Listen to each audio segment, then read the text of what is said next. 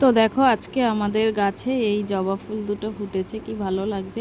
So hello everyone, good morning. তোমরা কেমন আছো? আশা করছি খুব ভালো আছো। আর আমি খুব একটা ভালো নেই, কারণ আমার শরীরটা খুবই খারাপ।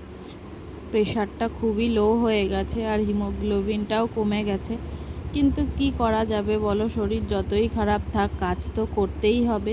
তো সকালের বাসি কাজবাজ তো সেরে এই যে বিছানা তুলতে চলে এসেছি। বিছানাটা তুলে নিয়ে চলে যাব রান্নাঘরে। আর যেহেতু রোজ দিন ভাতই খাই, তো আজকে আর ইচ্ছে হয়নি ভাত খেতে।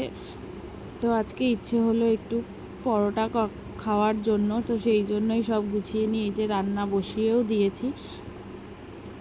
তো সকালে আজকে এটা দিয়েই ব্রেকফাস্ট করেছি। তারপরে তো একটু শুয়েছিলাম, তারপরে উঠে তো রান্না যেহেতু করতেই হবে। এই যে আজকে সোমবার, আমাদের নিরামিষ, তাই গাঁঠি দিয়ে মুগ ডাল করেছি আর করেছি হচ্ছে গিয়ে আলু ভাজা। আর কিছুই করিনি, কারণ এতটাই খারাপ লাগছিল। So tata, by.